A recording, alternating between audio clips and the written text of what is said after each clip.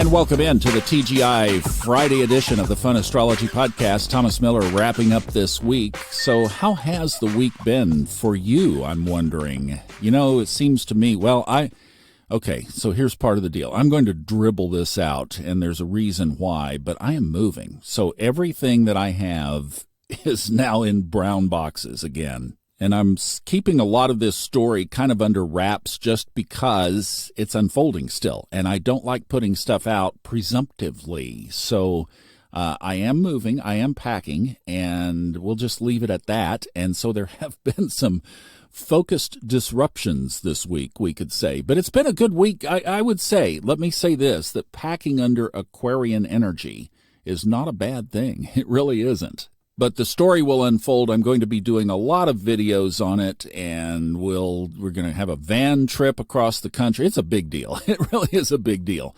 But we'll talk about it as it is appropriate energetically and as the developments unfold.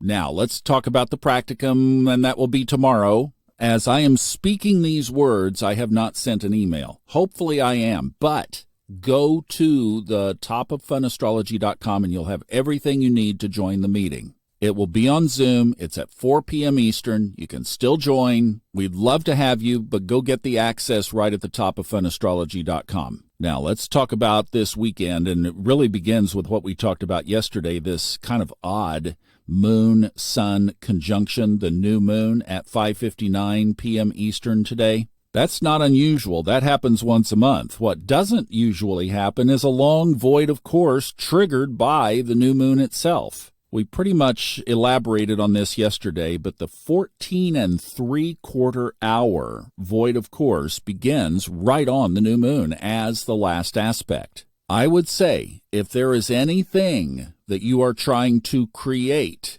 this is a good moon to do it under. Probably one of the best. So if you have actions that you can take towards something you would like to see in your life, mash the gas on it, put intentions out, move things forward, set actions in motion before 6 p.m. Eastern. And then one of my favorite manifesting techniques is put it out there and then throw it away. So as of 6 p.m., stop focusing on it. Just do something else. Do something to get your mind off of it. Go to the gym. Go do something fun. And literally don't focus on what you were trying to create. You've given it to the universe. Let the universe have it. Let go, mentally, emotionally, in every way. It's a great technique. And then you're surprised when it kind of catches back up with you. Now, the moon moves into Pisces at 8:42 a.m. tomorrow, and our Practicum is at 4 p.m. tomorrow, all times Eastern here as always. I know you're thinking, are you going to change time zones on us? Well, I am, but it won't be on the podcast. We'll just keep everything Eastern. It's a good time zone. It's a good time zone to just back up everything from. But we will be about almost 8 hours into Pisces when we start the Practicum, and that's a great sign to be doing this. Now, the other thing in the space this weekend that I thought was kind of interesting here is Mercury squares Jupiter tomorrow at 8:25 in the morning.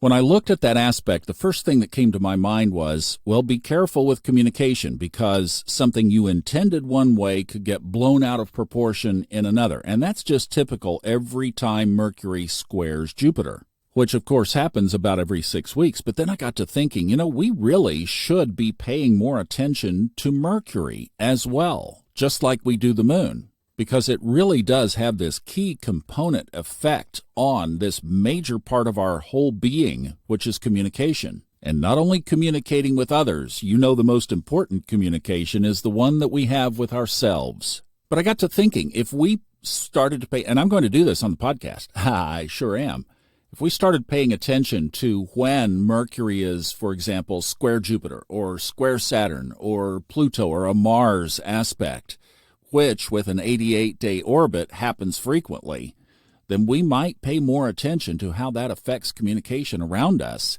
especially when we might take that little pause and just know, hey, tomorrow would be a lot better day to respond on this email, or if I can delay this for just a day or two, then that will clear that energy. I'm wondering what that will do for our communication. Note to self, and we're going to put that on the regular podcast feature menu like we have these last moon phases. All right, we better get out of here because we've got a lot of work to do before 6 p.m. tonight Eastern, and I hope that your day is mega productive.